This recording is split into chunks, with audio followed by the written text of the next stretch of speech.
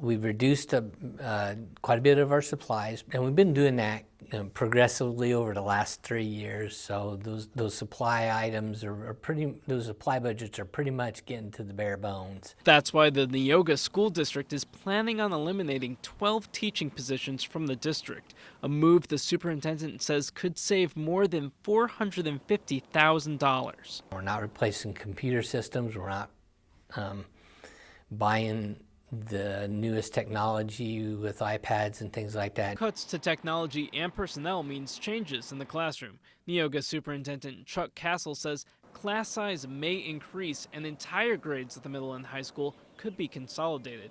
Outside the classroom, the district is also considering cuts to high school athletics. And while some parents are supportive of the plan, they have a huge decision to make, and I would not want to be in their place. So for them to make the decision that they did, I think they're going about it the right way. Others aren't so sure. I'm totally against it. It's going to be, I think it's going to hurt the kids a lot if they do that. Because putting the bigger kids with the younger kids, it's just, I think it's going to cause a lot of chaos. But Castle says no matter what happens, the state will have to step in. So they budgeted for us to get a level of funding. They shorted us $100,000 one year. They shorted us $300,000 this year. And they're planning on shorting us $600,000 next year. That's the kind of thing that we're dealing with.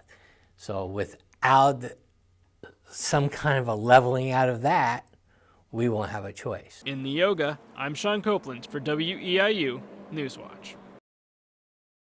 There aren't really any other options. We are trying to take the less damage that we can, and we don't want to compromise the quality of our program. Yes, this is going to be painful. The Arcola School District met recently to discuss the eliminations of nearly 10 paraprofessionals, all freshman sports, and reductions in textbooks, building operations, and transportation costs. But Superintendent Gene Christosky says with the state behind in payments, this is only the beginning. I'm telling you about reductions that are known, which is, like a $500,000 reduction in general state aid this year. It's what we're preparing for next year that we're doing the cuts for, because it's going to be an 80% proration suggested for next year. And what 80% proration translates into is another budget cut of about $500,000 for Arcola schools.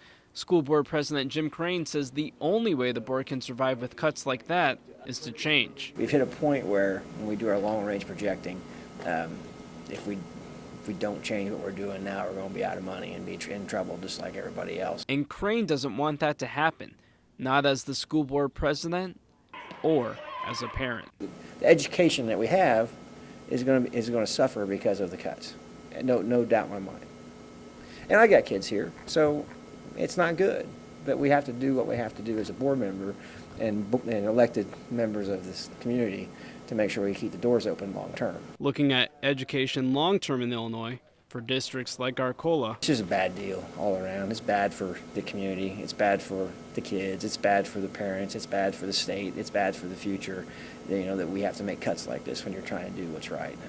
But it's something we have to do, and unfortunately, it's outside factors that are causing us to have to do what we have to do. She said at that point, she said that somebody tried to get her into their vehicle and tried to take me. I felt nauseous.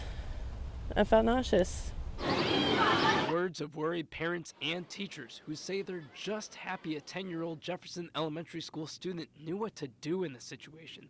Authorities say shortly after school Thursday, 2 people pulled up to the girl and tried to lure her into their car, and she ran back to the school. One of the first people the 5th grade student talked to was Ginger Stanfield, a music teacher at the school, who says she's shocked something like this could happen. First, I thought it was very sad that in our hometown Charleston that something like this might be happening. Barbara Ferris, a grandmother of a student at Jefferson Elementary, says she has always taken extra precautions so nothing like an abduction would ever happen to her kids or even her granddaughter. I never let my kids walk to or from school.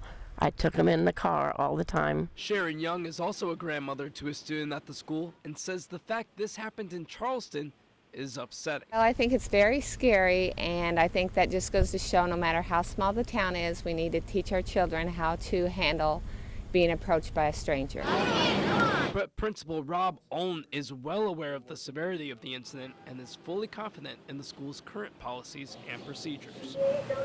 I'm glad to say it's a rare occurrence, but it is something that obviously we take very seriously, and we also put in place some plans, in the event that something, of that nature would occur.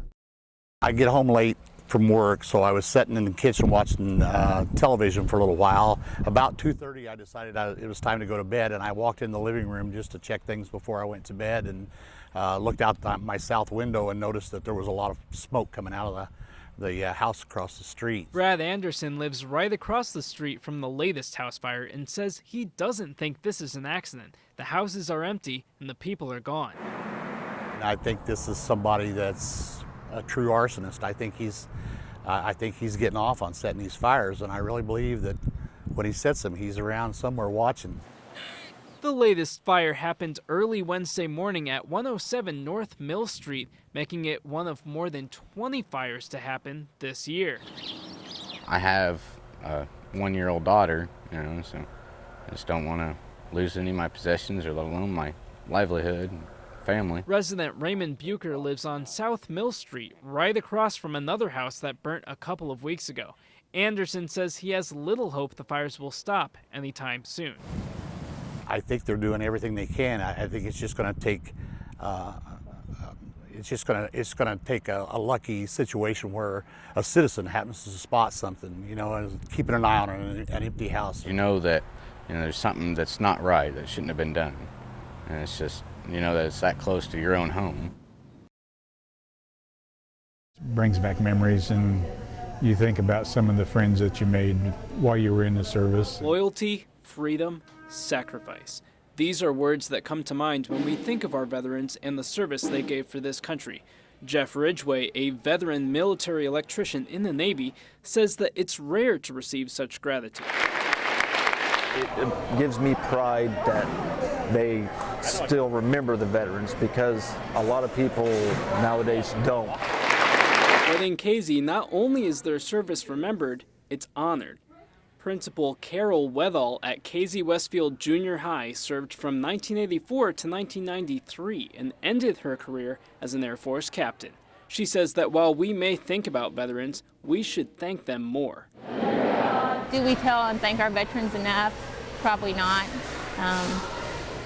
But that's something, activities like we did today, hopefully will encourage people, not just Veterans Day, to thank those who serve. Today, the students at Casey Westfield didn't just thank the veterans, they sang, performed, and wrote poems and speeches. But the veterans say that the thank yous are enough. We need to thank all the time, and so I'm hoping that our students can take that away too, that we should always be thankful in order to share that. In Casey, I'm Sean Copeland for WEIU Newswatch.